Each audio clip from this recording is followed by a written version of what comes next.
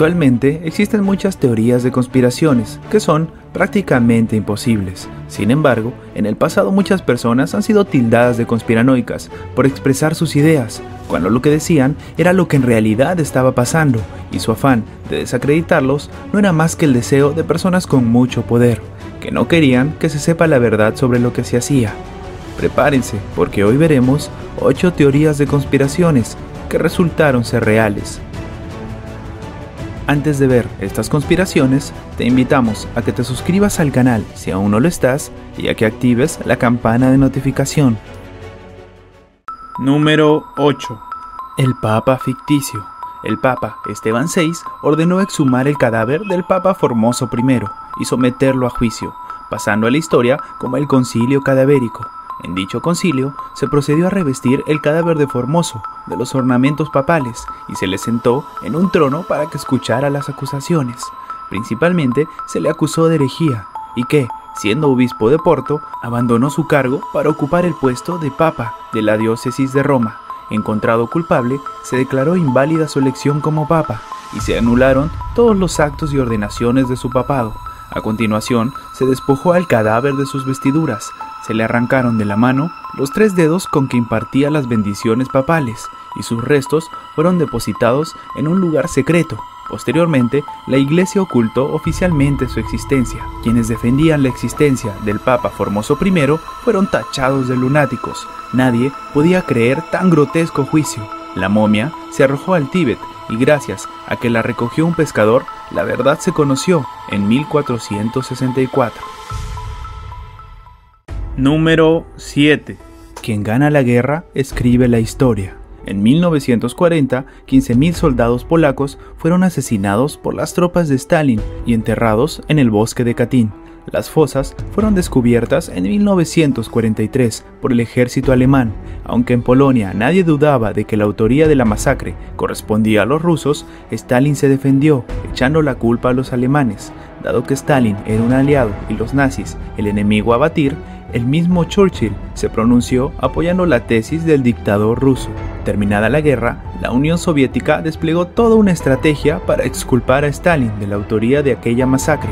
Historiadores, periodistas e incluso publicistas fueron contratados para construir una versión oficial que culpaba a los nazis de la matanza, pero en Polonia nunca se lo creyeron, y diversos historiadores locales trataron de difundir la auténtica versión de los hechos. Sin embargo, a todos los tacharon de conspiranoicos.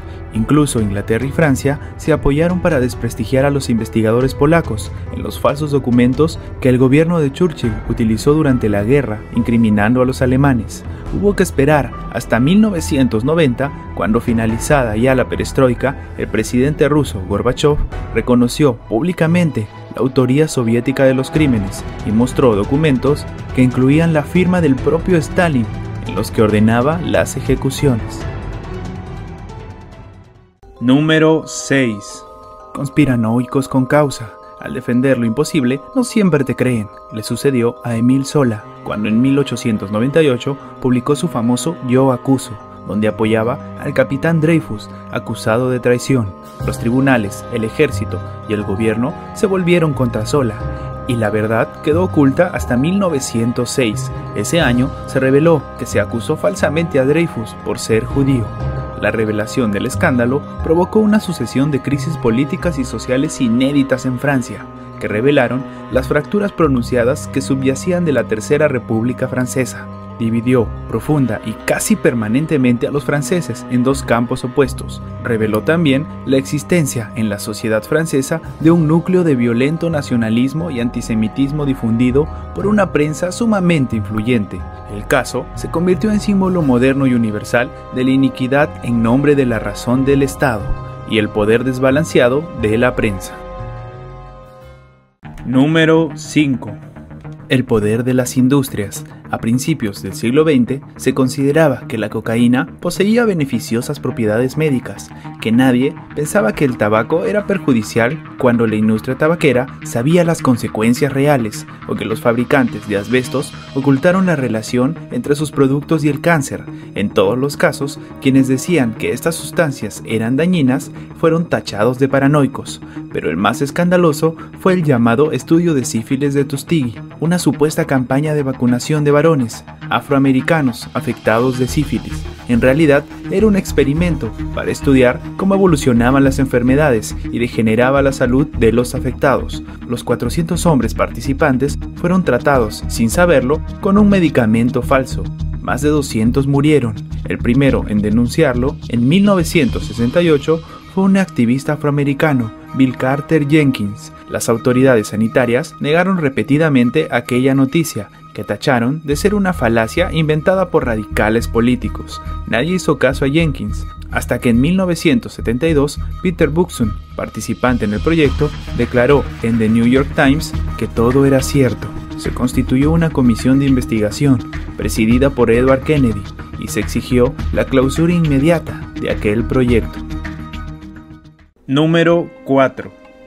Las epidemias y el silencio. En 1834, el diario Las Provincias de Valencia publicó en sus páginas interiores una noticia según la cual el gobernador de la provincia, acompañado de varios médicos, había visitado a 50 enfermos sospechosos de padecer cólera. Inmediatamente, la dirección del periódico recibió por parte de la autoridad de la ciudad la prohibición de publicar cualquier noticia que volviera a mencionar la palabra cólera.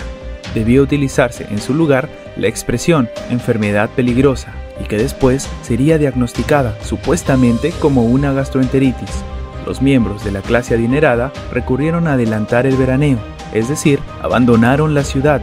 La verdad no pudo ocultarse más, y Valencia quedó sitiada con un cordón sanitario del ejército que impedía salir de la ciudad o entrar en ella. No se podían comprar alimentos, y el hambre se extendió como una nueva plaga.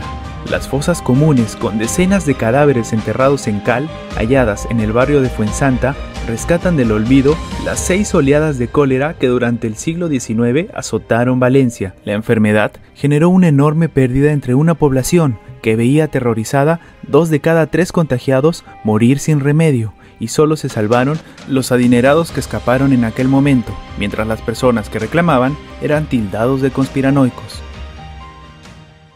Número 3.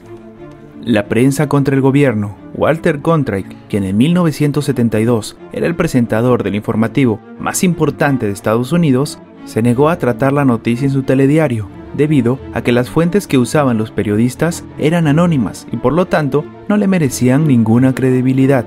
Todo esto a raíz de un robo de documentos en el complejo de oficinas Watergate de Washington, D.C., sede del Comité Nacional del Partido Demócrata de Estados Unidos, y el posterior intento de la administración Nixon de encubrir a los responsables.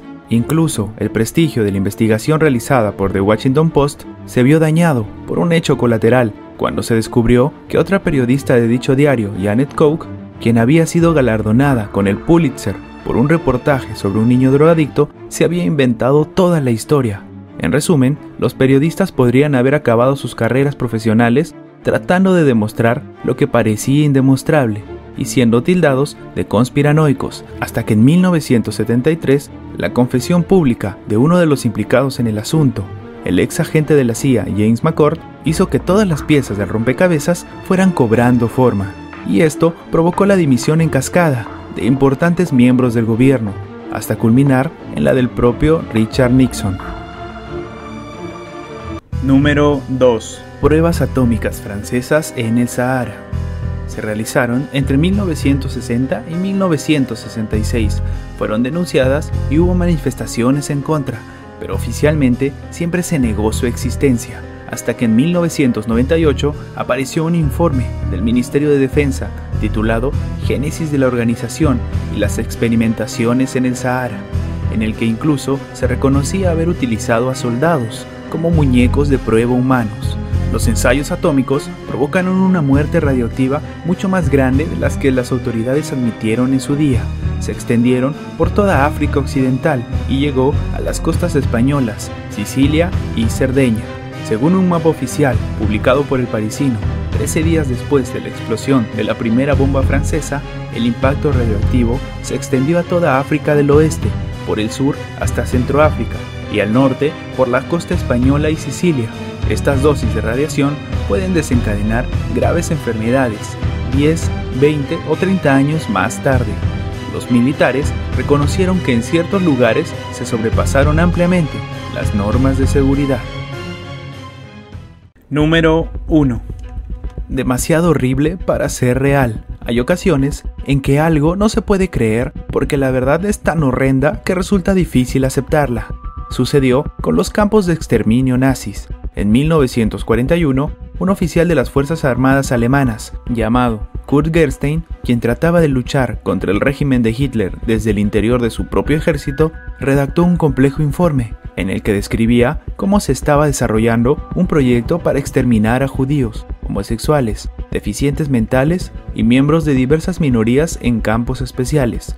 Viajó a Suiza en varias ocasiones para entrevistarse con diplomáticos internacionales y también con delegados de la Santa Sede, pero nadie le creyó. Gerstein solo consiguió la confianza del ingeniero holandés Ubink y de un sacerdote, Otto Werth. Ambos hicieron llegar el informe del oficial alemán a la prensa británica, pero no sirvió de nada. Cuando los periodistas británicos preguntaron al Ministerio de Exteriores qué credibilidad daba dicha información, la respuesta fue: ninguna, es demasiado monstruoso para ser real. Los nazis incluso rodaron reportajes en los que enseñaban a los cautivos que conservaban mejor aspecto, en un intento de demostrar que los prisioneros estaban siendo bien tratados. Fue necesario esperar hasta 1944 para que el informe Gerstein comenzara a ser tomado en serio, momento en que los testimonios de cautivos huidos de Alemania le dieron la razón, pero la confirmación definitiva se produjo en abril de 1945, cuando la infantería estadounidense liberó el campo de Dachau y descubrió los horrores que albergaba. Gracias por ver nuestro video. Recuerda que tu like nos ayuda mucho a seguir creciendo. Suscríbete para más contenido y nos vemos en la próxima.